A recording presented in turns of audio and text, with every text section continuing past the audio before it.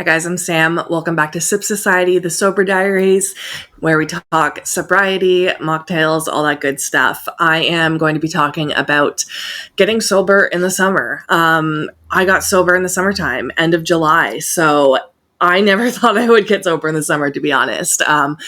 It is a time that is very difficult. You know, we all associate drinking with festivals, camping, cottages, barbecues, all that stuff, pool parties, like we think of drinking. But it doesn't have to be like that. We can rewire our brains to not associate all these types of activities with drinking anymore. It just might take time. And that is the part that people struggle with, is the time aspect. It's not going to feel natural right away. My first summer, I ended up not doing a whole lot, to be completely honest. I couldn't even sit on my back deck without getting triggered, because just sitting out on the deck made me want to drink. I wasn't a day drinker typically throughout the year, but in the summertime, hell, I could be. So I get it. Summertime is definitely hard. I was seeing a therapist at the time that I was trying to get sober, and we were working through the whole sobriety thing. And I was telling her, we were going through a plan of cutting back, to start, not completely quitting.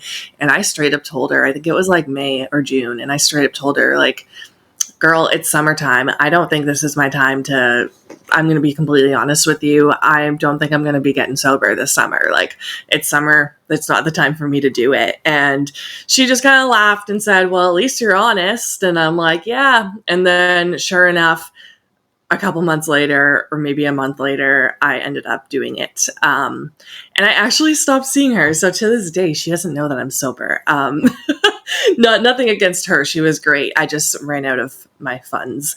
But yeah, I would actually love to have a conversation with her today to show her how far I've come. But yeah, something in your brain just clicks. Like when you have so many day ones and you just think you're not going to be able to do it. Like even a couple weeks before I got sober, I posted anonymously in a sobriety group on Facebook, and I was like literally crying for help. I was like, I don't know how to end this cycle. I keep telling myself I'm going to quit drinking, and I don't.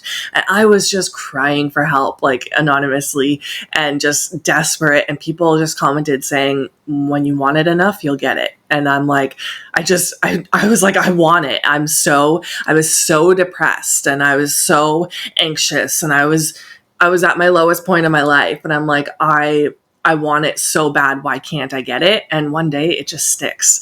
It's not going to stick though if you stop trying. So like seriously, if you are having lots of day ones, keep trying, because one of these times it's going to stick and you're going to do it, whether it's in the summer or not. So I surprised myself that I got sober in July.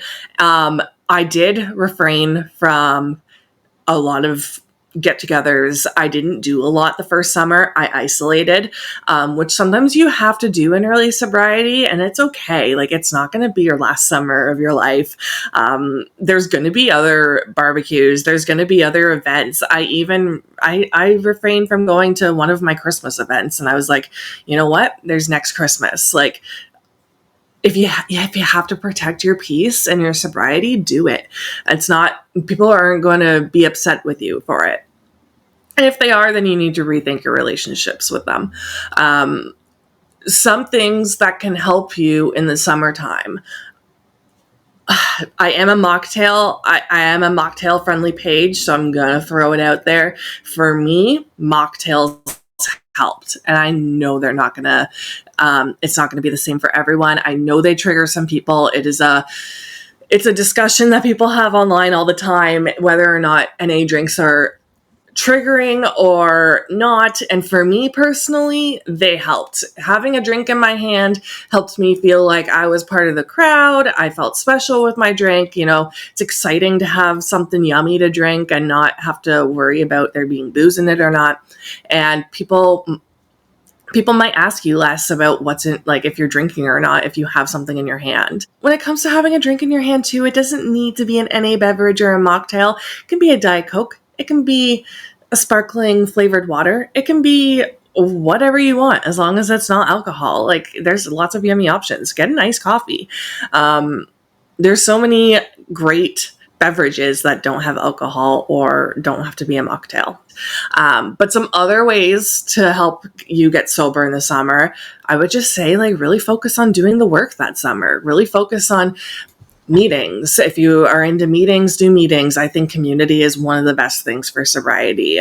Finding other people that are doing the thing like you. And AA isn't the only route. There's lots of other options for meetings, as well as journaling helped me. I journaled a lot last summer.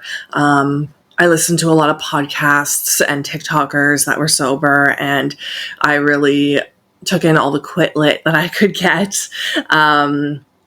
Getting outside, seriously, getting outside is so good for our mental health. Go for a walk, get out in nature, go for a swim. Who cares if you're going alone too?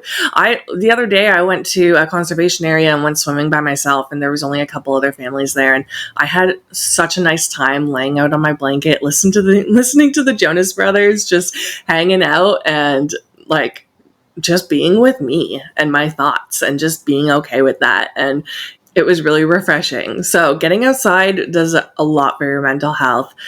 We need to get that vitamin D in the summer, because I know if you're from where I am, it's snowy in the winter and it's depressing. So get outside. That's like a big one for me. Get outside.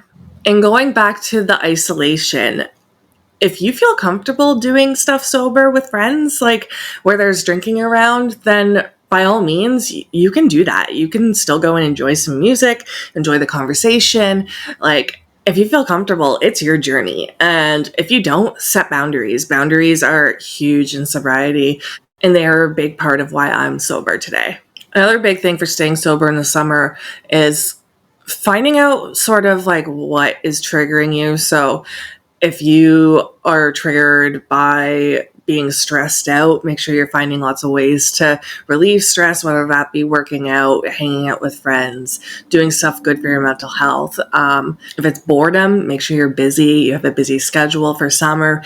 Keep yourself doing stuff that summer. I think it's really good to embrace boredom as well, but in the beginning, maybe just keep yourself busy so that you don't think about alcohol as much. Another thing that's really important is routine. That was super important for me, going to bed early, getting up early. That way I am romanticizing my mornings more, and really by nighttime I'm tired and I didn't want to drink. So this is for like, if you're like me and you're a nightly drinker, just having a routine in place was really, really important. But yeah, getting sober in the summertime, yes, it's hard, but it's hard anytime you try to get sober, and there's always going to be an event. So you really, really can't say, oh, well, there's this event, so I'm going to wait till then or whatever, because there's always going to be something. One day when you are really ready and you want it enough, it's just going to click and you're going to do it. You're going to be determined. You're going to follow through. I promise. The only way it's not going to happen is if you give up. So just keep trying, keep doing it, and you're going to get sober. If you have any other tips for staying sober in the summertime, please comment below. Otherwise, subscribe, like this video, and thank you guys for watching. Here is to another 24 hours sober.